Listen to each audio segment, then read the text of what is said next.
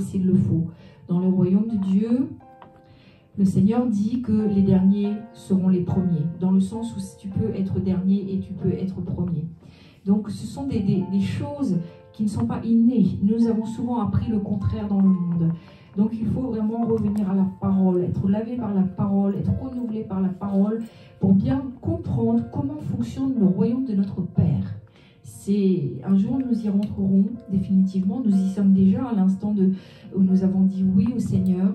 L'instant où nous sommes nés de nouveau, c'est comme si nous avons été déplantés du monde pour être replantés, c'est spirituel, invisible, mais bien présent dans le royaume de notre Père.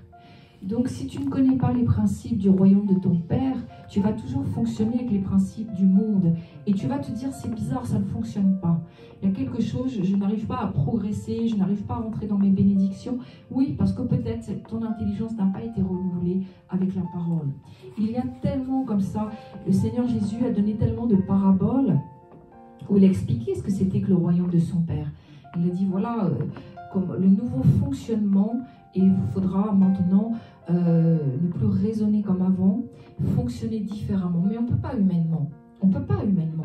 Ce sont des clés, des principes qui sont absolument spirituels. Nous ne pouvons pas. Si ce n'est par être lavé par la parole de Dieu, être renouvelé dans notre intelligence et dire voilà, il faut que je fonctionne différemment maintenant. Seigneur, je viens m'enrichir, non pour pouvoir citer et m'enorgueillir de citer des versets bibliques, mais aussi de comprendre que dans ce royaume, le royaume de Dieu, le royaume du Père, effectivement, les choses sont complètement différentes et bouleversées. Il y a tellement de principes, ce serait des années de prédication avec toutes ces clés et ces principes d'un nouveau royaume, un nouveau fonctionnement. Et je dois me sentir à l'aise parce qu'un jour, le Seigneur viendra me chercher. Il y aura l'enlèvement de l'Église et je vais vraiment, de façon visible, être dans ce fameux royaume de Dieu qui a déjà commencé dans ma vie depuis que je suis née de nouveau. Mais je dois être à l'aise avant de rentrer à la maison. Je dois déjà pouvoir bien fonctionner ici, vous voyez. C'est ça l'enseignement. C'est pour ça que Jésus est venu et a passé tant de temps à enseigner. Donc je dis que les cultes doivent être avant tout des temps d'enseignement, de louange, d'adoration, parce que nous donnons notre offrande au Seigneur. Seigneur, vraiment, nous reconnaissons que tu es tout pour nous et que nous ne pouvons rien. Et voilà. Et je crois que c'est juste que nos lèvres puissent l'adorer, le louer. Et ce temps si précieux d'enseignement dans la parole, et si les gens ont besoin de guérison, et si les gens ont besoin de délivrance, ça se fait naturellement quand il y a l'onction. Mais on ne doit pas passer trop de temps à ces choses. Nos cultes ne doivent pas devenir sans arrêt des cultes où ça s'agite et ça crie, ça perturbe pour l'enseignement. Et les choses ne peuvent pas être ancrées dans notre esprit si ça s'agite dans tous les sens. C'est pour ça que nous voyons des grands serviteurs de Dieu, des fois, et quand il y a l'onction, forcément il y a manifestation, mais ils font taire, ils neutralisent les esprits en disant il n'y aura pas de perturbation pour l'enseignement, on verra à la fin. Et Jésus faisait comme ça. Des fois, simplement, la personne, il était tellement rempli d'onction que simplement en l'approchant, il y avait manifestation. Et on voit qu'après, il procédait à la délivrance ou à la guérison. Mais manifestation ne veut pas dire délivrance. Attention, ne nous laissons pas avoir avec ça. Ça veut dire agitation de démons, parce que les démons sont démasqués quelque part. Quand l'onction est là, tout est démasqué. Mais il faut dire stop, chut, tais-toi. J'enseigne et après, voilà, je délivre la personne. Vous comprenez, frères et sœurs? C'est ça qui va nous équilibrer. Il faut, dans ces temps, on entend tellement de choses et on voit tellement des choses même farfelues qui ne sont pas du tout dans la bonne doctrine, qu'il faut se méfier, même de nous-mêmes. Parce que nous, souvent, on aime bien un peu ce qui est un peu spectaculaire. Oh là! Mais pour Dieu, ce qui est spectaculaire n'est pas forcément ce que nous appelons spectaculaire. Un démon, ça se chasse, ça doit être rapide. On ne va pas prendre tout un culte pour chasser un démon, vous voyez? Non, c'est pas juste. Une guérison, c'est pareil, une imposition des mains, c'est pas tout un culte. Donc il faut devenir des disciples, comme l'a dit très bien la diaconesse Patricia. Il faut devenir des disciples, il faut être enseigné sur toutes ces choses, il faut se poser et devenir des chrétiens équilibrés. Équilibrés. Vraiment, je m'adresse à diaconesse, voilà, parce que vous êtes aussi un témoignage.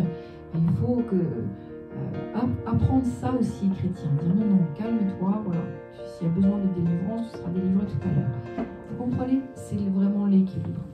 Je voudrais, et on va vous respecter parce que vous êtes non des gens d'onction, croyez-moi, mais parce que vous êtes des gens qui avaient la sagesse, l'équilibre et en plus l'onction. Je veux dire, l'onction seule nous fait quelquefois, s'il n'y a pas la sagesse, faire beaucoup de bêtises. Et on peut même perdre l'onction. Vous savez que l'onction peut se perdre. Nous avons des exemples bibliques. L'onction peut se perdre. Parce que l'onction, contrairement au don, l'onction, elle doit être sans arrêt renouvelée. On doit avoir une onction fraîche. Donc la personne qui ne se tient pas dans la sanctification, dans l'équilibre, dans la sagesse, dans toutes les choses que j'ai déjà dites, elle peut perdre à un moment donné son onction. Le don ne se perd pas. Puisque Dieu dit qu'il ne se repent pas de ses dons, le don, c'est pas pareil. Il peut être mis en sommeil, la personne peut ne plus utiliser le don pour l'assembler. Il est mis en sommeil un temps, mais il ne se perd pas. Que l'onction, elle a besoin d'être renouvelée. Alléluia. Je voudrais juste pouvoir prier, puis je vais enseigner. Si vous avez l'habitude, ou pas l'habitude du reste de prendre des notes, c'est bien parce qu'un enseignement, il faut revenir sur le message, il faut revenir sur les versets que je donne. La prédication et l'enseignement, c'est différent. Hein. La prédication, voilà, ça va booster votre foi, vous faire du bien, vous allez ressortir. Vous avez pris vraiment une bouffée d'onction fraîche. L'enseignement, c'est différent. L'enseignement, c'est plus calme, c'est plus tranquille. Ça pose des fondations durables dans votre vie et pour l'éternité. Donc ça vaut le coup qu'on s'arrête, qu'on aille tranquillement et qu'on médite aussi sur les versets. Père, je te loue et je te bénis pour cette assemblée et je proclame vraiment ta bénédiction. Merci Seigneur pour les frères et sœurs qui sont venus ce matin parce qu'ils ont pris la meilleure part.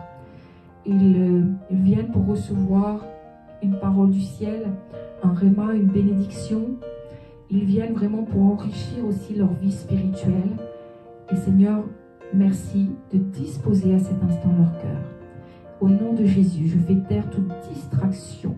Je fais taire les esprits de distraction. Je fais taire aussi les esprits religieux, les esprits tourmenteurs, les esprits qui voudraient vous accuser au nom de Jésus, tout esprit de culpabilité, je fais taire cela. Et je proclame au nom de Jésus-Christ que rien ne viendra vous distraire. Je te prie que l'onction de la parole et de l'enseignement soit sur moi. Et je le crois, Seigneur, que tu m'utilises ce matin pour la bénédiction de tes enfants. Merci, Seigneur, qu'ils puissent grandir spirituellement encore et qu'ils deviennent des puissants témoignages, des lumières extérieures, mais que la lumière intérieure soit déjà plantée en eux. Merci. Nous t'accueillons, Saint-Esprit, parmi nous. Et je te prie afin, Seigneur, d'enseigner tes enfants à travers ma bouche, au nom de Jésus-Christ. Amen. Avant d'être des lumières extérieures, nous devons devenir des lumières intérieures. C'est important. 1, 2, 3, voilà. C'est peut-être moi qui appuie sur le bouton. C'est important, puisqu'on ne peut pas briller à l'extérieur si on ne brille pas déjà à l'intérieur. C'est aussi un principe que je vous donne. Des fois, il y a des gens qui disent « Je ne comprends pas, mon témoignage n'est pas puissant, aucune conversion autour de moi, même pas dans ma famille. » On peut le voir. Hein. Des gens, ils essayent de témoigner à l'extérieur que leur propre famille n'est pas convertie. C'est quelquefois un problème de lumière. Tu veux briller à l'extérieur alors que ta lumière intérieure ne brille pas encore. Ta vie n'est pas en règle, tu n'es pas en marche dans la sanctification, tu n'as pas procédé donc, activement pour avoir et arracher tes guérisons et tes délivrances, tu n'as pas pris la peine de te poser pour être enseigné et tu voudrais que ta lumière extérieure brille. C'est pas possible. C'est pas, vous voyez, c'est pas biblique. Nous devons déjà briller de l'intérieur. Et puis cette lumière de l'intérieur va forcément rejaillir à l'extérieur. Et des fois, c'est comme ça qu'on a une telle connexion avec Dieu, on a tellement travaillé par rapport à notre lumière intérieure qu'il suffit qu'on parle et ça y est, la lumière jaillit vers l'extérieur. Donc prenons du temps aussi pour nos propres familles, pour les enseigner, pour aussi prendre soin de nos familles. C'est important et c'est biblique. Alléluia. Ce matin, je vais partager donc un enseignement avec vous très important qui peut vraiment aussi vous amener vers je dirais, pour recevoir tout votre héritage, puisque bon, ok, j'ai dit que nous étions plantés dans le royaume du Père, mais en tout cas, si vous êtes comme moi, on est quand même sur cette terre. Je ne sais pas pour combien de temps, mais on est encore sur cette terre. Et c'est des fois une certaine contradiction où le Seigneur nous dit qu'il veut notre bonheur, il a des projets de bonheur pour nous et non de malheur. Et nous nous disons, mais quel est ce problème, cette problématique, puisque la parole de Dieu et l'héritage que je devrais en Christ ne coïncident pas avec ce que je vis. Et c'est souvent un problème chez les chrétiens, de dire, voilà, je ne peux pas être un bon témoignage, parce que tu vois, moi, ce domaine, ben non... je ne peux pas me marier, je ne peux pas avoir un travail, je n'ai pas de papier, etc. Comment tu veux que je témoigne, etc. Et on a du mal à effectivement, même dans notre tête, notre conscience nous accuse par rapport à ça. Et je crois qu'à un moment donné, voilà, je pense que je vais répondre à pas mal de questions pour les uns et pour les autres. Vous savez, bon, je ne me présente plus, mais s'il y a une nouvelle personne, je suis pasteur du réseau et puis j'ai aussi un ministère de délivrance, donc c'est beaucoup de choses forcément qui vont filtrer par mon charisme. Chaque pasteur a un charisme différent. Si vous avez un pasteur évangéliste, il serait déjà en train de prêcher la croix, il aurait peut-être déjà fait un appel au salut. Bon, vous voyez, c'est comme ça, c'est voulu par Dieu, il y a des charismes. Donc moi, quand je reçois une information, ça passe un peu par le filtre de mon charisme, de la délivrance et de la guérison. Mais en tous les cas, le ministère que nous avons tous, c'est celui d'évangéliser, ça c'est sûr. Un pasteur doit tout faire du reste. Donc ce matin, je vais partager à propos des autels. Je sais que beaucoup de choses sont dites sur les autels. Qu'est-ce que c'est les autels? Est-ce qu'il faut prendre ça au sérieux? Est-ce que non? C'est voilà, quelque chose qui sort, qui est nouveau. Donc moi, je vais prêcher sur l'importance des autels, enseigner d'ailleurs sur l'importance des autels, qui finalement, les autels peuvent nous permettre de rentrer dans tout notre héritage de bénédiction. Je crois que nous devons arrêter de nous culpabiliser, de dire oh oui, mais je ne peux pas toujours désirer le bonheur sur cette terre, ou désirer la santé divine. Mais si, la Bible le dit, c'est notre héritage en Christ, que nous allions bien, corps, âme et esprit, que nous prospérions, corps, âme et esprit. Donc tant que nous sommes sur cette terre, il est juste de désirer vivre bien. Vous voyez. Alors je voudrais lire avec vous, c'est dans Hébreux chapitre 13 au verset 15 et 16, deux versets. Donc Hébreux 13 versets 15 et 16. Par lui, offrons sans cesse à Dieu un sacrifice de louange, c'est-à-dire le fruit de lèvres qui confessent son nom, et n'oubliez pas la bienfaisance et la libéralité, car c'est à de tels sacrifices que Dieu prend plaisir. Alors, on a donné un terme, c'est le terme sacrifice. Et puis, autre chose, c'est le fait que Dieu prend plaisir au sacrifice. Ah, peut-être c'est quelque chose que vous n'aviez pas trop réalisé encore, mais Dieu prend plaisir, effectivement, à cette notion de sacrifice. Donc, les autels, c'est quoi? La première chose que je voudrais développer, c'est que les autels, c'est symbolique. Ce sont, on va dire, des symboles prophétiques. C'est le terme, hein, symbole prophétique. Et il faut savoir que dans l'Ancien Testament, il y a une grande différence dans l'Ancien Testament et dans le Nouveau Testament concernant les autels et tout ce qui va être symbole, rituel, etc. Donc dans l'Ancien Testament, il n'était pas question de symbole, puisque il était question d'utiliser des supports matériels pour accéder à une réalité spirituelle, et c'était des portes d'ouverture dans le ciel. Je vais m'en expliquer. Donc dans l'Ancienne Alliance, tant que Jésus n'avait pas versé son sang, puisque vous savez que le sacrifice de Jésus, c'est un autel, on va le voir, mais tant qu'il n'avait pas versé son sang, on était sous la dispensation de la loi. Donc il n'était pas mort et ressuscité. C'était l'Ancien Testament, dispensation de la loi, et il faut savoir que le ciel était fermé. Et donc Dieu permettait, et c'était dans le système de fonctionnement de Dieu, il permettait que pour ouvrir des portes dans le ciel, des portes, il faille utiliser non pas des symboles dans l'Ancien Testament, mais réellement des outils. Et c'est pour cela qu'il y avait, vous connaissez tous le chandelier, il y avait également l'autel des prières, il y avait tout un, comme ça, des outils, on appelait ça des outils, des instruments, qui on les faisait fonctionner et ils avaient un certain pouvoir, et notamment le pouvoir d'ouvrir des portes dans le ciel. Donc, depuis que le sang de Jésus a coulé, le tabernacle des hommes a disparu, et c'est le tabernacle des dieux qui s'est ouvert aux hommes. Donc, avant, on ne pouvait pas comme ça, vous le savez, je pense, on ne pouvait pas accéder au tabernacle de Dieu dans le ciel. C'était impossible, il était fermé. Et donc, on devait passer par quelque chose, par ce que j'appellerais le tabernacle terrestre. Pour accéder au tabernacle céleste, nous devions passer par le tabernacle terrestre. Depuis que Jésus est mort, les choses sont très différentes. Le tabernacle sur terre n'a plus lieu d'être. Il disparaît devant Dieu. Et c'est pour cela d'ailleurs qu'en l'an 70, le temple a disparu.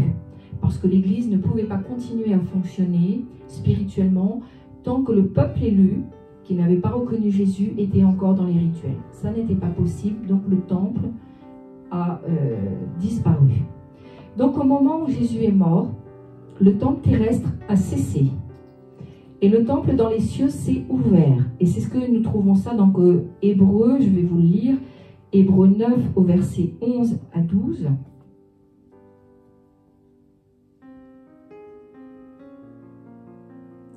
Mais Christ est venu comme souverain sacrificateur des biens à venir. Il a traversé le tabernacle plus grand et plus parfait, qui n'est pas construit de main d'homme, c'est-à-dire qui n'est pas de cette création. Il est entré une fois pour toutes dans le lieu très saint, non avec le sang des boucs et des veaux, mais avec son propre sang, ayant obtenu une rédemption éternelle. Voilà. Donc la Bible nous dit que voilà, il y a un tabernacle dans le ciel, et donc c'est cet accès au tabernacle du ciel qui fait que tout ce qu'on va faire sur terre, maintenant, ne sera plus une porte ouverte, comme dans l'Ancien Testament. C'est fini. Mais ça deviendra un symbole, et un symbole, je dirais, prophétique. Et c'est-à-dire un support à la foi, qui va servir, qui servira pour identifier ce qui se fait dans le ciel.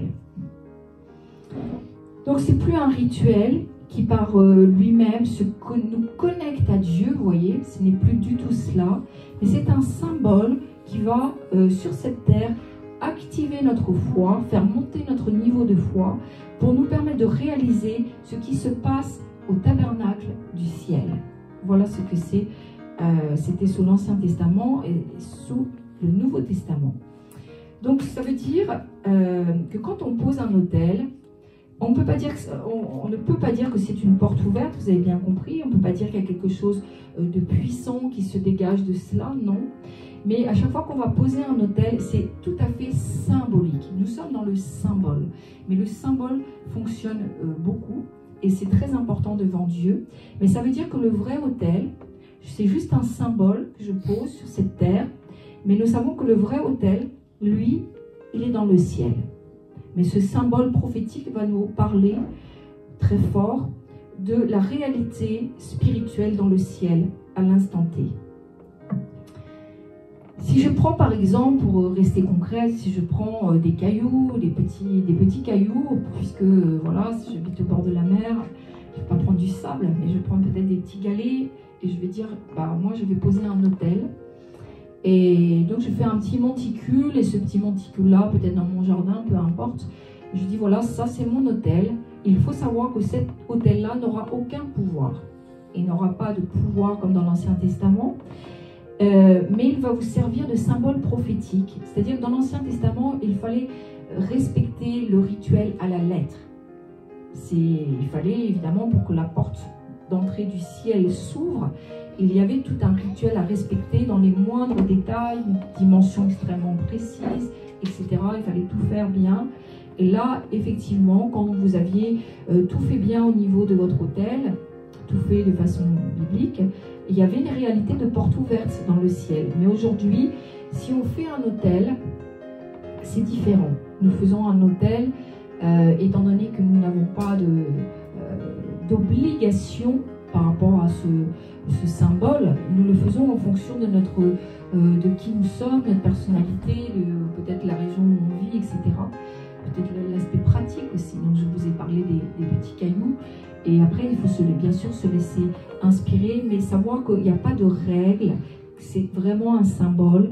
Et chacun peut construire son symbole exactement comme vous le sentez dans la foi.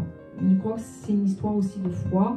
C'est-à-dire que je viens poser un acte devant Dieu, un autel, et à chaque fois que je verrai cet autel, cela va peut-être booster, réactiver aussi ma foi, parce que je vais réaliser que c'est quelque chose qui existe dans le ciel, vous voyez. C'est quelque chose de puissant qui parle pour moi dans le ciel. Donc la réalité de l'autel est importante. Des fois, je dis, il faut visualiser un autel. Visualiser un autel, vous pouvez faire un dessin, vous pouvez écrire. Il y en a qui dessinent un petit autel et qui écrivent et qui donnent un nom à leur autel. C'est important parce que nous sommes dans le symbole, réalité de la foi. Chacun, vous avez bien compris, le fera en fonction de sa sensibilité. Donc, nous n'avons absolument pas à répondre à des normes anciens testamentaires. Nous avons la liberté. Et si vous prenez par exemple la Sainte Seine, tout à l'heure nous allons partager la Sainte Seine ensemble. C'est vrai que c'est un symbole, la Sainte Seine. Nous faisons ça comme un mémorial, nous nous souvenons de ce que le Seigneur a fait pour nous. Nous nous souvenons qu'il est mort, ressuscité et qu'un jour il reviendra. C'est un symbole. Nous n'avons pas à rentrer dans des règles très précises. Nous n'avons pas à examiner les gestes exacts que Jésus a pu faire en disant il faut que je fasse exactement la même chose que ce qu'il a fait, etc. Non, parce que nous fonctionnons avec des symboles prophétiques, avec des mémorials sur cette terre. Donc ça va jusqu'au fait que effectivement la galette nous la faisons sans levain. Mais la question se pose, c'est si il y a du levain, est-ce que je vais prendre la Sainte Seine? Oui, non, oui.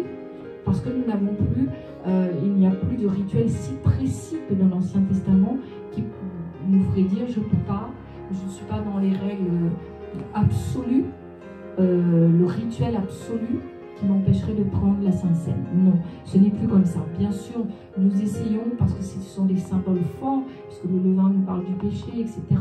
Donc nous le faisons, mais par rapport à un symbole. Ce sont des actes de foi aussi. Mais si un jour on n'a que du pain avec du levain, il faudra peut-être faire la Sainte Seine comme ça, vous voyez. Il n'y a pas de souci, puisque dans notre cœur nous sommes purs. Nous rappelons le principal, c'est-à-dire ce que représente la Sainte Seine pour nous à l'instant T. Donc, je dirais que l'autel, c'est un symbole vraiment d'une réalité qui se passe dans le ciel et que nous construisons sur la terre. C'est, comme je l'ai dit, une activation de la foi et c'est un point de mémoire. Je crois que pour nous, ça doit être important. Nous sommes sur cette terre et nous avons besoin d'un point de mémoire, de nous rappeler, effectivement, il y a un autel qui parle pour moi dans le ciel. Et c'est pour le souvenir.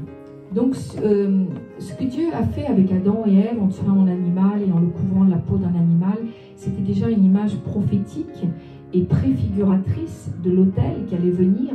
Mais là, on ne peut pas à ce moment précis parler d'un autel, parce que Dieu n'a pas érigé un monument, il n'a pas tué sur la place publique l'animal et recouvert ainsi Adam et Ève.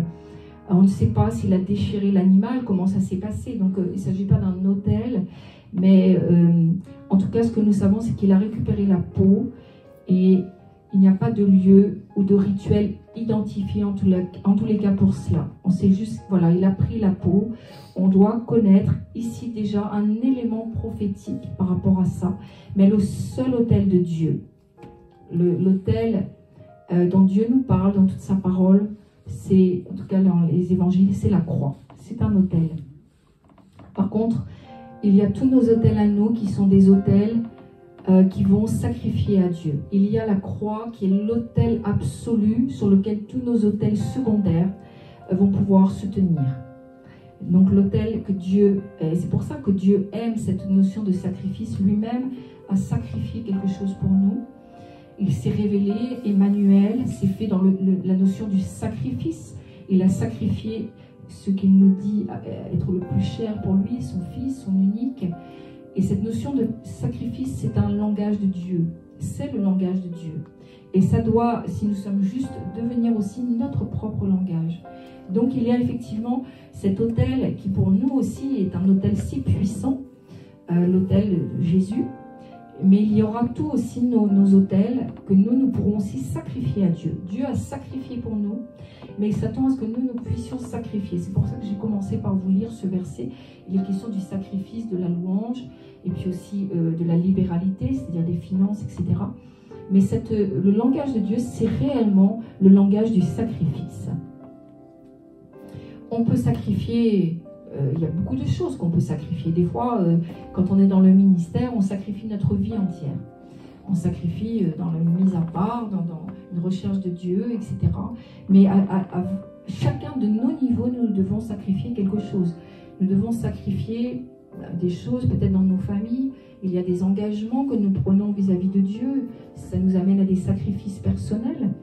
Il y a peut-être des temps et des loisirs que nous sacrifions aussi parce que nous préférons vivre dans la communauté ou faire des choses dans la communauté, évangélisation, que sais-je.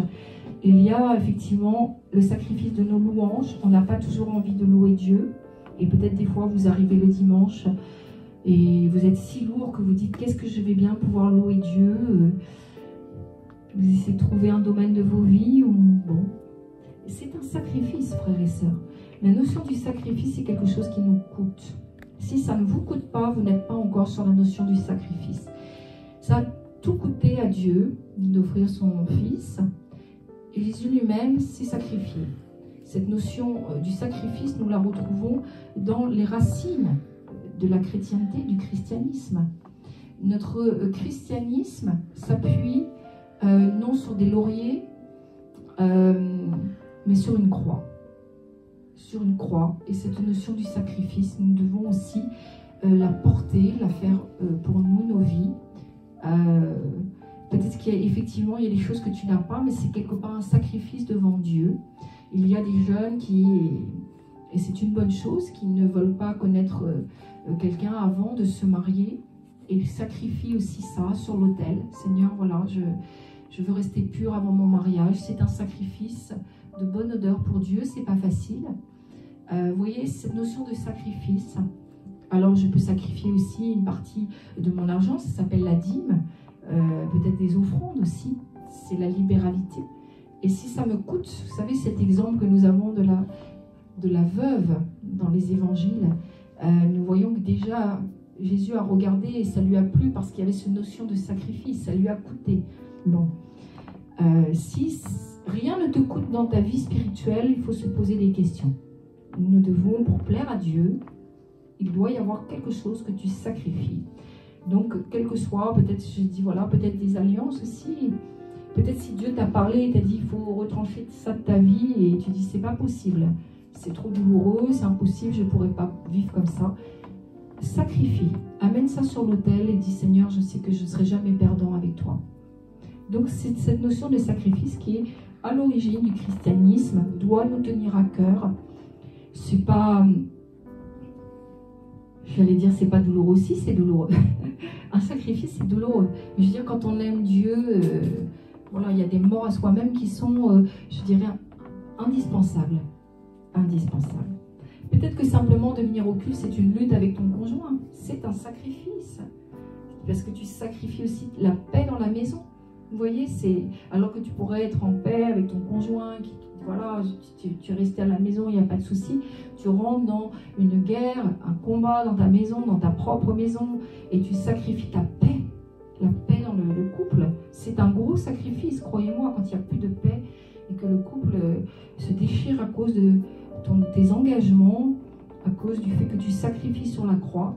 C'est glorieux devant Dieu. Donc, nos pères dans la foi ont eu cette culture, je voudrais vous le dire, de bâtir un autel à l'Éternel.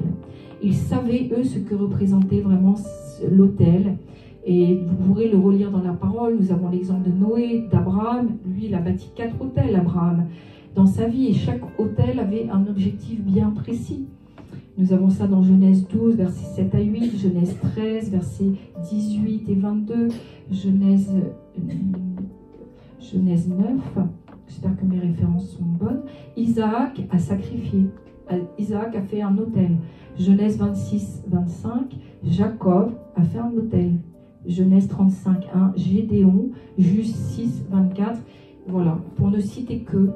Mais nos pères dans la foi ont bien compris cette importance de l'autel. Ils ont sacrifié. Et vous savez, je dois dire que également nos parents, ceux qui connaissaient Dieu, avaient compris aussi. Et je sais que beaucoup de familles en Afrique ont des autels dans leur maison.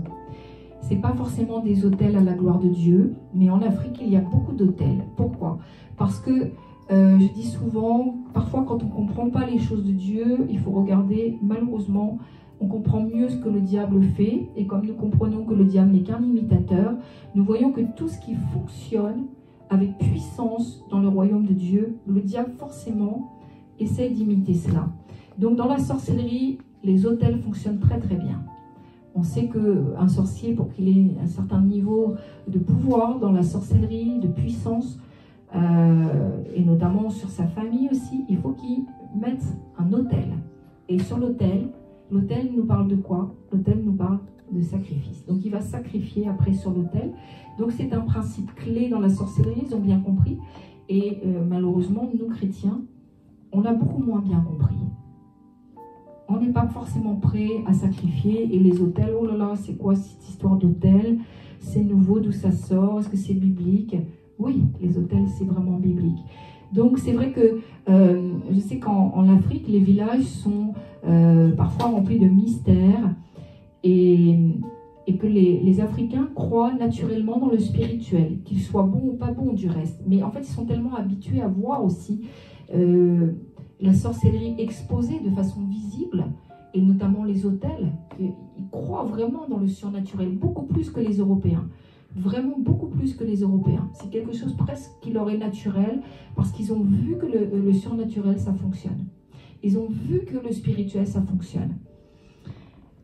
Et ils savent aussi que les autels, c'est puissant. Au service du bien, enfin, on le voit plus pour le service du mal, mais nous devons réaliser, nous chrétiens, qu'effectivement, les autels, ça parle, c'est puissant. Et c'est important pour nous en tant que chrétiens. Nous devons chacun bâtir un autel à Dieu. Et la raison, c'est quoi? C'est que nous avons besoin de rentrer dans tout notre héritage spirituel. On est béni quand on respecte les principes, parce que derrière les principes bibliques, les principes de Dieu, parce que derrière chaque chose que fait l'homme, il y a des principes derrière. Ce que l'on si vous entreprenez quelque chose, il y aura des principes derrière. Il y a des principes que nous devons respecter. Nous sommes sur terre et nous devons, et c'est pas que nous devons, c'est qu'aussi nous voulons, mais nous devons vivre la plénitude de notre bénédiction.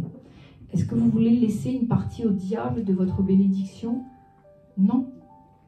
Mais nous devons nous faire violence, sortir de certains cycles, parce que je parle bien de cycles. On peut sortir du cycle de pauvreté, oui, on peut. C'est pas une fatalité. On peut sortir du cycle de malédiction. On peut sortir du cycle du mari et de femme de nuit, oui. Du cycle de sécheresse dans nos vies, on peut en sortir. Du cycle d'infertilité, de maladie, on en sort, croyez-moi. Et c'est biblique. Mais tout ce qui nous empêche de vivre pleinement comme ça la bénédiction de Dieu, peut-être c'est qu'à ce moment-là, on n'a pas posé d'autel. On n'a pas sacrifié sur l'autel. Donc l'autel de Dieu est si fort et si puissant.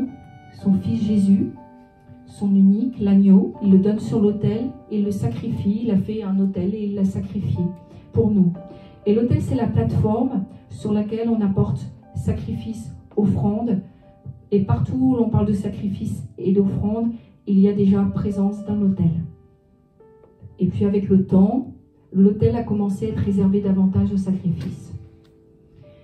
Jésus devient à ce moment-là un sacrifice vivant, et il est lui-même, étonnamment, il est non seulement le sacrifice, mais il est aussi le sacrificateur.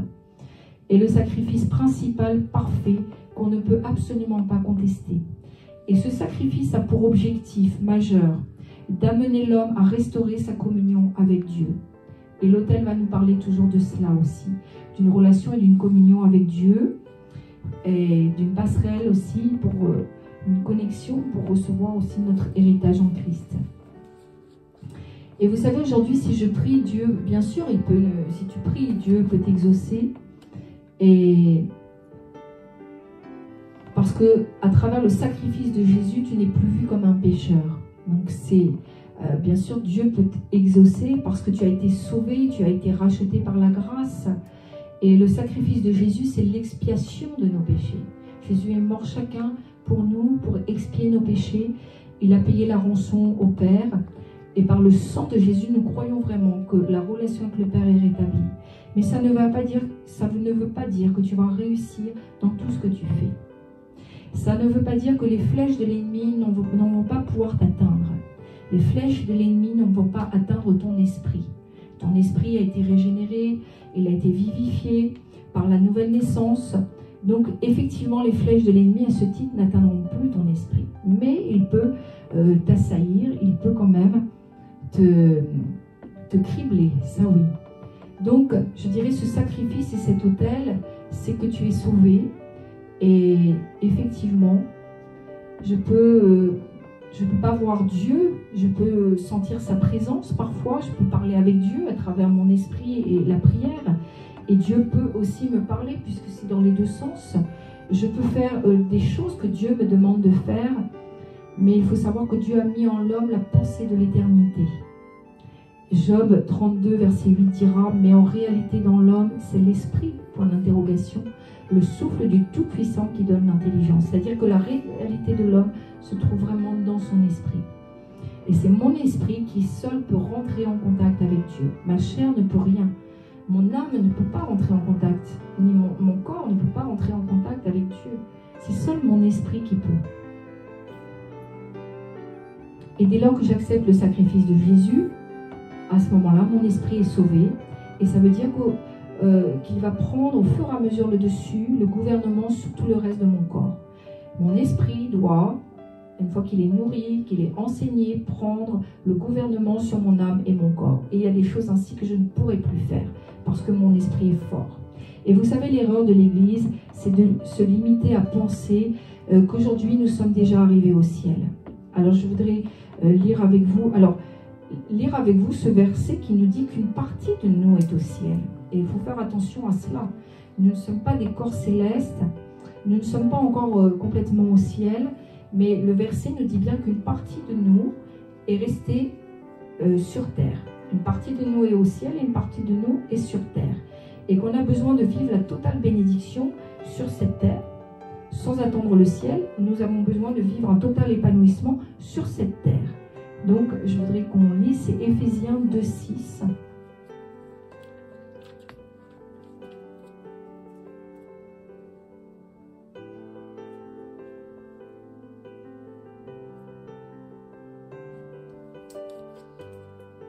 Il nous a ressuscités ensemble et nous a fait asseoir ensemble dans les lieux célestes en Jésus-Christ. Voilà. Êtes-vous assis dans les lieux célestes? Moi, je vous vois assis ici. Bon, je crois vraiment que oui, une partie de nous est assis dans les lieux célestes avec Christ, notamment par notre esprit. Mais une partie, puisque je vous vois ici, vous me voyez, une partie de nous est toujours sur cette terre. Donc c'est bien que la réalité de l'héritage doit venir déjà sur cette terre. N'attendons pas le ciel pour rentrer dans toutes nos bénédictions. De toute manière, nous les aurons au ciel. Donc, la Bible nous dit aussi, psaume 115, verset 16, « Les cieux sont les cieux de l'Éternel, mais il a donné la terre au Fils de l'homme. » Donc c'est lui, c'est Dieu qui gouverne le ciel, mais la terre, il l'a donnée aux hommes. Donc pour recevoir sur cette terre, il y a des principes qu'il faut mettre en place. Alors Dieu s'est engagé à nous sauver, il s'est engagé à mettre à notre disposition les bénédictions par l'héritage de ses promesses. Et nous avons à notre disposition, nous l'avons à notre disposition, l'héritage de ses promesses. Donc vous savez, c'est un peu l'erreur de l'Église, c'est de dire, mais c'est bon, nous avons déjà tout. Nous sommes déjà dans le ciel avec le Seigneur. Non, ça c'est une hérésie doctrinale. Ça ne veut pas dire que nous sommes, sinon, alors comment expliquer que nous sommes encore assis ce matin ici? Donc on doit effectivement rentrer dans le fait que nous avons reçu la terre. Elle nous a été donnée, léguée par héritage, mais il y a peut-être des choses dans lesquelles il nous faudra rentrer, des choses qu'il nous faudra reprendre au diable, Donc on peut rentrer dans l'héritage par le symbole des autels. Ça, je vous parle maintenant par expérience par rapport à la délivrance. Il y a des choses que vous n'obtiendrez qu'à travers les autels. On peut obtenir des délivrances sans problème, des choses, mais il y a vraiment des choses qui sont puissamment installées et que vous ne pourrez déloger qu'à travers les autels.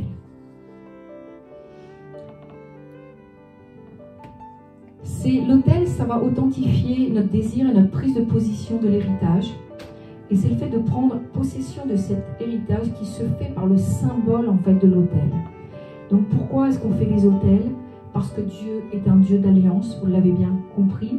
Et donc il veut que nous aussi, ses enfants, nous fassions des gestes, des actes qui vont prouver notre alliance, mais également notre engagement avec lui. C'est très important pour Dieu. Vous savez, je crois qu'en tant que parents, nous aimons que nos enfants s'engagent aussi vis-à-vis de nous, dans la loyauté, dans le fait de ne pas mentir. Enfin bon, mes enfants sont grands, mais j'essaie de me souvenir. On aime leur faire des engagements. Ça va être plus simple, l'éducation. Il faut que j'arrive à ce qu'il soit plus mûr et qu'il fasse des engagements. Sur certains points, tu t'engages à ne pas traverser la route seul, etc. Et quand on sent que il a fait l'engagement, on est satisfait en tant que parent. On sait qu'on est dans une alliance de confiance et d'engagement. Dieu, c'est un Père, et il veut aussi que nous soyons engagés dans une alliance. Et c'est le terme engagé qui est fort. L'engagement dans une alliance. Et la grande question, est-ce que Dieu veut me bénir? Parce qu'on en est là, frères et sœurs. Il y a des églises qui disent, mais Dieu, est-ce que tu crois que Dieu veut te bénir? Parce que les gens sont malades, les gens vont mal. On en est arrivé à dire, mais est-ce que Dieu veut te bénir seulement? Est-ce que ta vie est assez propre? Est-ce que tu fais ce qu'il faut? Mais Dieu est Dieu. Dieu est puissant, on n'a pas de problème avec la puissance. Dieu n'a pas de problème avec la bénédiction. C'est juste que les gens, ils n'ont pas eu l'éclairage suffisant, l'enseignement. Dieu veut toujours te bénir. Mais il y a des choses qu'il fera, et il y a des choses, il t'a déjà prévenu que ce sera toi qui devras les faire.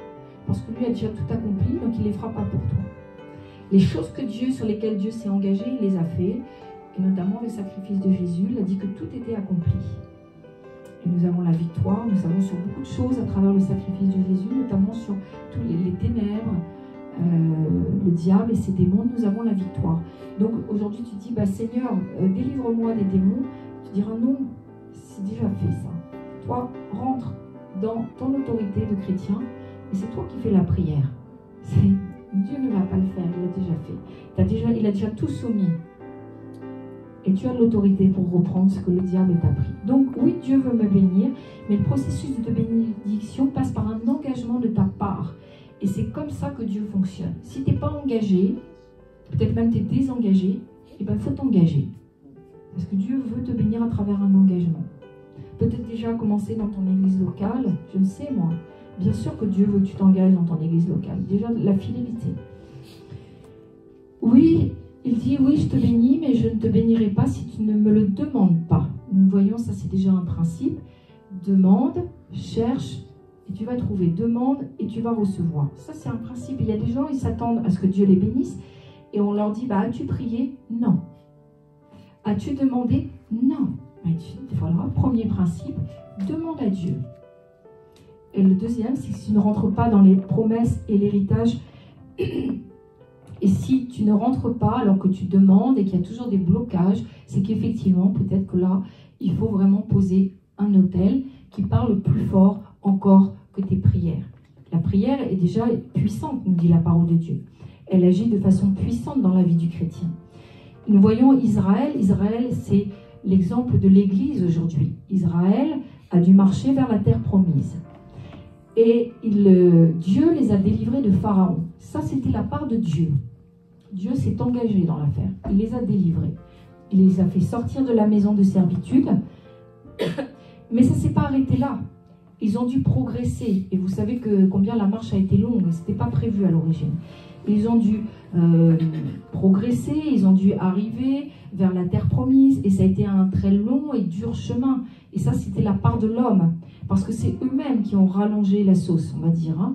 Ce n'était pas prévu que ce soit si long. De 40 jours, on passe à 40 ans. Ah, oui, mais si tu es rebelle, si si tu ne comprends pas les principes de Dieu, etc. Donc ça, c'était la part de l'homme. Et Israël, aujourd'hui, nous, c'est l'Église. Donc Dieu te dit, ça y est, je t'ai délivré de Pharaon. Je t'ai délivré du diable, je t'ai délivré de la maison de servitude. Vas-y, maintenant, avance. Marche. Et là, il y a ta part à toi. Parce que je t'ai déjà tout donné, Jésus a tout accompli à la croix. Qu'est-ce que tu veux qu'il accomplisse de plus? Le sacrifice était parfait. Donc, il va falloir, nous savons que quand ils sont arrivés en terre d'Israël, ça n'a pas été simple non plus. Ils sont arrivés, ils ont dû aussi guerroyer. Ils ont passé beaucoup de temps à la guerre. Et ils ont dû passer par le feu, l'épée et le feu, les ennemis, etc. Donc, ils ont dû récupérer, prendre possession aussi du territoire. Et ça nous parle aussi de nous, une fois que nous naissons de nouveau, nous devons prendre aussi possession de tout notre héritage en Christ et nous devons nous battre. Il y a une guerre. Si le diable est passé sur tes finances avant que Dieu passe, peut-être tu dis c'est la catastrophe, j'ai plus rien. Donc il va falloir que tu abattes ce géant de pauvreté. Mais Dieu ne le fera pas pour toi. Il a déjà tout fait, il l'a soumis, il est sous tes pieds, tu as toute autorité pour le faire. Donc ça c'est important. Il faut se mettre en route, et il y a des autels pour se mettre en route. Et une fois qu'on arrive devant sa bénédiction, sa terre promise, il y a aussi des autels pour chasser l'ennemi qui est resté dessus. Donc la bénédiction de Dieu, il faut savoir que ce n'est pas quelque chose d'automatique. Peut-être là, j'enlève, pour vous c'est une désillusion, mais non, ce n'est pas automatique. Dieu ne s'est pas engagé à répondre à toutes nos demandes. Dieu ne s'est pas engagé à nous bénir d'une façon absolue. Et même Dieu n'est pas obligé de répondre, voyez, à nos prières. Nous avons des illusions là-dessus. Nous croyons que dès l'instant où nous prions, Dieu va peut-être nous exaucer. Non, Dieu n'est pas obligé, vous voyez, il n'y a aucune obligation de la part de Dieu. Dieu a déjà tout sacrifié.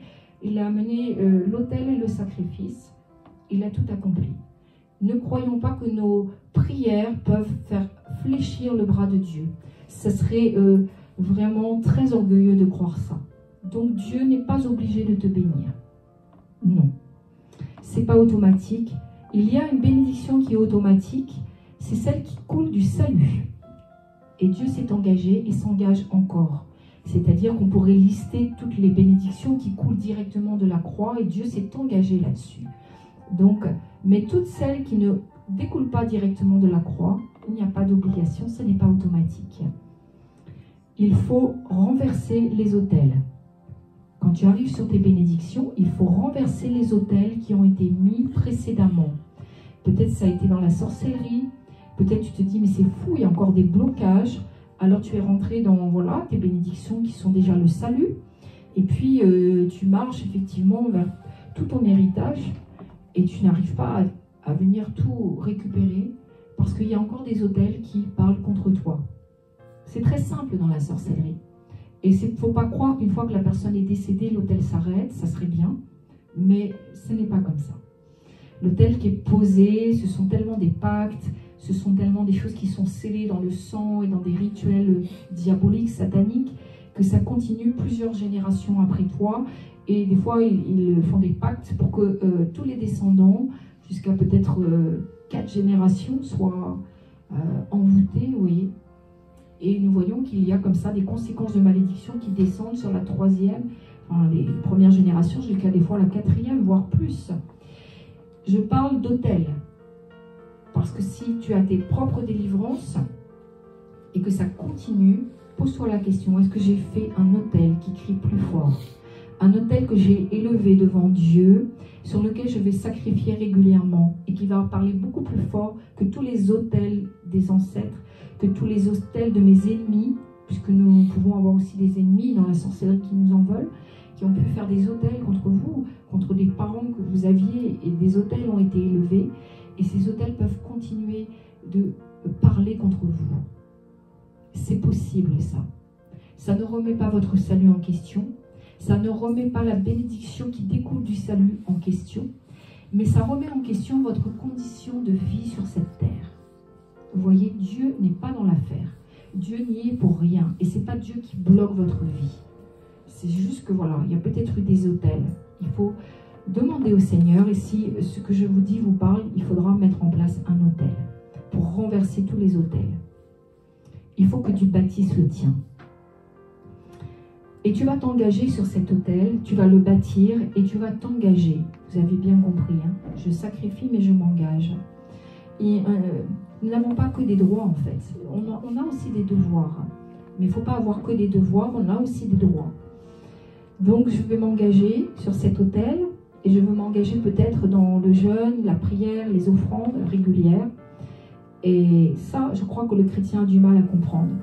Vraiment. Il pense que tout est automatique, que la bénédiction est automatique et ça va lui poser un problème de conscience à un moment donné dans sa foi personnelle. Il va peut-être même des fois lever le poing contre Dieu en disant « Moi, je pense que Dieu, tu n'es pas un bon Dieu. Parce que sinon, tu ne me laisserais pas avec autant de souffrance. » Dieu n'y est pour rien. Dieu a tout déjà fait, vous avez bien compris. Il y a certaines bénédictions, je ne vais pas aujourd'hui avoir le temps de parler de toutes les bénédictions qui découlent de la croix, mais il y a le salut dont je vous ai parlé. Et puis, il y a, Dieu s'engage aussi d'une certaine mesure, par exemple, quand il est question d'un certain type de guérison. Par exemple, un chrétien qui est au bord de la mort, et peut-être il ne prie pas pour sa guérison, pour différentes raisons, qui peut-être ne croit pas non plus, hein, que Dieu peut le guérir, je ne sais. Mais en tout cas, nous voyons que le chrétien guérit. Et ça fait partie du salut, vous voyez, quand un chrétien, quand Dieu n'a pas décidé que c'était le moment de sa mort, Dieu protège. Et il y a des morts qui n'ont pas lieu parce que simplement Dieu s'est engagé, que ça fait partie de la bénédiction qui découle de la croix. Également la protection qui découle du salut. Dieu s'est engagé aussi à nous protéger. Et si un mal soudain arrive, que tu es surpris, Dieu s'engage à te protéger. Par contre, si toi tu vois le mal, que tu mets sciemment tes pieds là où tu ne devrais pas, là Dieu n'est plus engagé. Donc c'est des choses qu'il faut réaliser. Dieu s'est engagé sur un certain nombre de choses, de bénédictions réellement qui vont découler de la croix du salut. Donc les autels, je prends du temps aujourd'hui parce que je pense vraiment que c'est très sérieux l'affaire. Les autels sont pour notre guérison et notre délivrance personnelle, mais aussi pour notre famille. Nous pouvons avoir un autel sur lequel nous donnons un nom à l'autel, autel de mon mariage, autel de ma délivrance, autel même de mon bonheur dans mon mariage. Parce que j'ai dit qu'on pouvait aussi, parce qu'il y a des mariages mais qui sont malheureux, hein. Donc on peut aussi faire un autel pour que nous puissions expérimenter quelque chose de puissant dans le mariage. Et il ne faut pas le faire une fois que vous êtes marié, c'est mieux de le faire avant. Mais bon, quand vous êtes marié, c'est très bien aussi. Vous savez, aucune religion du monde n'est devenue puissante sans autel. Aucun nom ne peut dominer longtemps sans autel. Et ce sont les autels qui soutiennent la royauté, ce sont les autels qui soutiennent les grandes nations. Et notamment, nous voyons par exemple une ville comme Paris, nous voyons tous les grands bâtiments de Paris qui sont construits sur le même axe, le Champ de Mars, la bibliothèque du Louvre, les pyramides, etc. Parce que rien n'est laissé au hasard et parce qu'il faut qu'il soit fait sur des autels, construit sur des autels. Alors pourquoi les francs-maçons réussissent en France? Ce n'est pas toute l'explication et je n'en fais absolument pas une doctrine, c'est juste une opinion, mais parce qu'ils ont bien compris, beaucoup plus que les chrétiens, la puissance des autels. Et partout où ils vont, où ils font, avant construction, ils posent des autels. Donc l'autel, vous avez bien compris, pour nous les chrétiens, il a été élevé à Golgotha. C'était le point culminant de la ville, Golgotha, et on pouvait voir de partout Golgotha, et on pouvait aussi voir de partout celui qui était pendu au bois, et c'était appelé aussi le lieu du crâne, parce qu'on avait l'habitude de tuer les bandits là-bas, et on les enterrait sur place, et on voyait que leur crâne demeurait. Et également, quand on tuait quelqu'un, on pouvait voir quel homme était en train d'être pendu, voire crucifié. Golgotha a déjà la forme d'un autel, quand vous voyez un peu à quoi ça ressemble. Un autel capable d'être vu de tous. Et quand quelqu'un dans notre famille fait de l'occultisme, vous vous dites c'est pas grave, c'est un cousin, c'est un neveu, c'est un oncle, je ne le vois plus, ça n'a pas d'incidence sur ma vie. Non. Si quelqu'un dans votre famille fait de l'occultisme ou de la sorcellerie, ça devient votre problème. Il faut s'y intéresser. parce que forcément ça va affecter votre vie. Donc c'est devenu, je dirais vraiment votre problème aussi, c'est très sérieux. Il a introduit un autel, et les autels, des personnes, qu'elles soient présentes ou absentes, vont, si on ne fait rien, influencer notre vie. Pas notre salut, mais notre condition sur cette terre va être certainement affectée et influencée par cela. Donc, vous avez compris, les autels continuent après la mort de ceux qui les ont posés, et on ne peut pas détruire un autel par la prière. On ne peut pas détruire un autel par la prière, il faut le savoir. On peut briser la puissance et l'influence d'un autel sur nos vies, ça on peut le faire. Mais un autel, on ne peut pas le détruire par la prière. On peut détruire, oui, effectivement, les influences. Il faut détruire un autel, surtout si c'est un autel humain, comme je vous l'ai dit, et il faut le détruire avec un autre autel. Et il faut élever cet autel devant Dieu, dans le sérieux, dans l'engagement, dans la notion du sacrifice, tout ce que je vous ai dit depuis tout à l'heure, et dire, Seigneur, voilà, j'ai compris, aujourd'hui je prends un engagement et j'élève un autel devant toi. Et que cet autel parle plus fort que tous les autels de sorcellerie, tous les autels de tous ceux qui ont été avant moi, qui peut-être dans l'ignorance ont fait ces autels-là, peut-être même croyant que c'est culturel, peu importe. Ils ne le font pas forcément toujours sciemment, du reste. Ça dépend du niveau de sorcellerie, mais dire voilà, maintenant je comprends l'importance d'élever un autel pour ma condition sur cette terre. Ça, c'est puissant.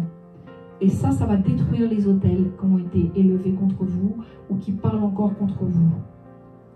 La vie de l'homme sur terre se résume à une guerre d'autels. Vous le croyez ça? Si tu n'as jamais fait d'autel, il va te falloir en faire un. Donc je vous parle bien d'autels secondaires. Et je terminerai avec cela avant que nous prions. Pour qu'il y ait un autel, les ingrédients, et il faut qu'il y ait un sacrificateur. C'est nous. Un sacrificateur qui va sacrifier. Il vous faudra un sacrificateur. Il faut un sacrifiant qui amène le sacrifice. Il faut un sacrifice, quelque chose qui est apporté sur l'autel, et il faut un culte. Le culte est organisé et par celui, bien sûr, qui vient offrir le sacrifice sur l'autel. Je vous dis tout ça parce qu'il faut le faire posément, on ne le fait pas en 5 minutes comme ça. Il faut réfléchir devant le Seigneur, voilà, quel autel? Comment je vais le faire, même si vous avez bien compris que ce n'est qu'un symbole, mais quand même une connexion forte avec ce qui est un mémorial de ce qui se passe dans le ciel à cet instant-là. Donc si vous le faites sur un cahier, c'est donner un nom à votre autel et marquer les dates où vous sacrifiez quelque chose sur l'autel. Voilà, Seigneur, devant toi, j'ai jeûné 3 jours, je marque les dates, c'est sur mon autel. Seigneur, j'ai fait une offrande à un ministère, je marque sur l'autel du sacrifice. Seigneur, j'ai élevé des louanges, d'adoration, j'ai sacrifié sur l'autel, tout ce que vous pouvez amener sur votre autel de sacrifice, c'est chacun pour soi, on sait ce qui nous coûte, mais rappelez-vous que sans notion de sacrifice, c'est difficile. La Bible nous dit que c'est la foi qui plaît à Dieu, mais son langage, c'est le sacrifice. Donc si nous voulons vraiment rentrer dans une vie puissante et durer, vous avez bien compris, parce qu'on voit des gens, effectivement, ils démarrent puissamment, mais ils ne tiennent pas dans la durée. Il faudra élever un autel. On peut élever plusieurs autels, et il y a peut-être des domaines différents, et on peut avoir dans le temps, voilà, des autels. On continue, et puis jusqu'à ce qu'on ait la victoire totale, on continue de prier sur l'autel et de sacrifier. Et vous savez quoi? Un jour, le feu du Saint-Esprit descendra sur l'autel. Et là, ce sera fort, ce sera puissant. Vous rentrerez vraiment dans une pleine bénédiction ce jour-là. Mais en attendant, il nous faut sacrifier. Sacrifice de bonne odeur pour Dieu. Je ne sais pas ma chair qui sacrifie. C'est réellement des choses qui me coûtent. L'argent, ça coûte à tout le monde, l'argent. Le jeûne, ça coûte à tout le monde. Un jeûne, c'est difficile. Prier quand j'ai pas envie, je sacrifie. Si je prends des fois, voilà, des journées où je dis je vais pas faire les magasins, je prie, c'est un sacrifice. Peut-être plus pour les femmes. Alléluia. Je voudrais que nous puissions, je vous ai dit pas mal de choses donc, sur les autels, peut-être vous aurez encore des questions, mais je voudrais que nous puissions, vous avez bien compris qu'on ne détruit pas un autel par la prière. C'est votre autel qui va détruire tous les autels que vos ancêtres ou vos ennemis même ont pu faire contre vous. Donc, même peut-être vous vous dites, mais moi j'ai pas de blocage, bah alléluia. Mais si tu veux durer aussi dans la durée, je crois, l'autel est bon aussi pour dire, Seigneur, aujourd'hui je suis là, mais je veux continuer que tu m'élèves, je veux continuer à durer dans le ministère, je veux continuer à durer, que ma vie spirituelle soit vraiment épanouie, quel que soit le domaine. Il est bon et juste de faire un autel, parce que Dieu voit votre autel, et du coup, il s'engage à vous bénir. Il y a vraiment là, je dirais, un engagement de la part de Dieu, puisque vous parlez le même langage que lui, vous vous engagez vraiment dans une alliance beaucoup plus forte qu'une prière, vous avez compris. Donc là, Dieu va vous bénir. Peut-être ça prendra un peu de temps, parce que Dieu vous laisse sacrifier aussi. Il veut voir aussi si vous vous engagez dans la durée, mais des fois ça peut être rapide, ça dépend. Alléluia. Est-ce que nous pouvons nous lever et prier?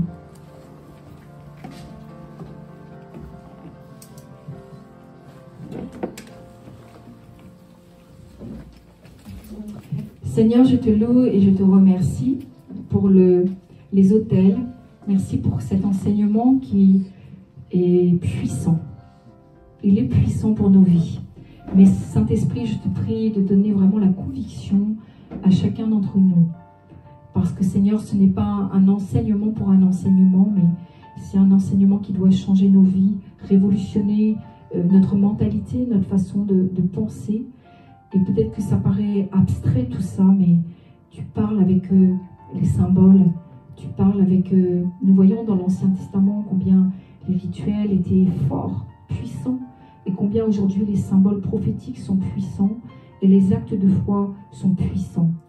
Alors au nom de Jésus-Christ, je prie que si un autel a court-circuité quelque chose, nous nous levons contre cet autel et nous l'aspergeons du sang de Jésus.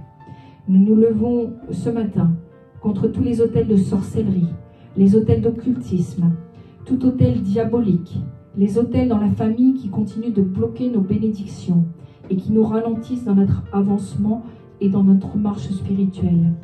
Ce matin, nous prenons conscience que si les bénédictions qui découlent de la croix sont acquises pour nous, nous devons sortir. Et il nous appartient de sortir du cycle de pauvreté, de malédiction, du cycle de sécheresse, d'infertilité, de tout ce qui nous empêche de vivre pleinement dans la bénédiction de Dieu. Nous voulons ce matin sortir du cycle de la dépendance et de toute forme d'aliénation, de servitude, du cycle de la maladie, de l'infirmité, de la sécheresse par rapport à la terre.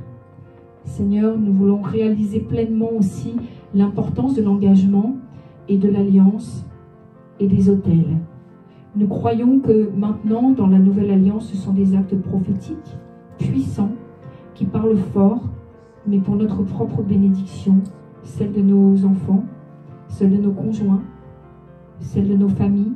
Et nous réalisons que si poser des autels, c'est symbolique, le vrai autel se situe au ciel, il n'est pas sur cette terre. C'est l'autel qui a eu lieu à Golgotha, où a eu lieu le sacrifice parfait qui a amené l'homme à restaurer sa communion avec Dieu. Et ce matin, nous te prions, Père, de nous exaucer, car nous ne sommes plus condamnés à pécher, parce qu'à cause de cet autel, à cause de ce sacrifice puissant, nous ne sommes plus considérés devant toi comme pécheurs, parce que nous avons été sauvés et rachetés par grâce. Seigneur, nous croyons dans le sacrifice expiatoire de Jésus, et nous croyons qu'il a payé la rançon de toutes nos dettes. Et nous voulons encore ce matin te louer pour cela. Merci Père, pour le sang de Jésus, qui crie plus fort que tous les autels diaboliques qui ont été élevés contre nous, par les sorciers, par nos ennemis. Nous croyons vraiment, Seigneur, que le sang de Jésus passe sur nous et que tu nous rétablis dans notre dignité de chrétien, dans notre dignité d'enfant de Dieu. Seigneur, nous croyons que l'erreur de l'Église, c'est de se limiter à penser qu'aujourd'hui nous sommes déjà arrivés au ciel. Nous croyons que si une partie de nous est déjà assise au ciel, l'autre partie est vraiment restée sur cette terre et a besoin, et nous te le disons encore ce matin, nous avons besoin, Seigneur, de vivre la totale bénédiction et de vivre un total épanouissement sur cette terre déjà. Merci de ce que tu es un Dieu d'alliance et que tu veux que nous fassions des gestes, des actes, qu'ils soient prophétiques ou que ce soit des actes de foi pour prouver notre alliance et notre engagement. Alors Seigneur, nous nous engageons aussi à faire nos propres autels et à y répandre nos louanges, nos prières, nos jeûnes et nos offrandes et tout sacrifice personnel qui sera utile et qui sera un parfum de bonne odeur devant toi. Nous voulons amener l'autel, amener le sacrifice et être le sacrificateur de nos propres vies pour nos propres bénédictions et pour notre héritage, celui que tu nous as déjà acquis.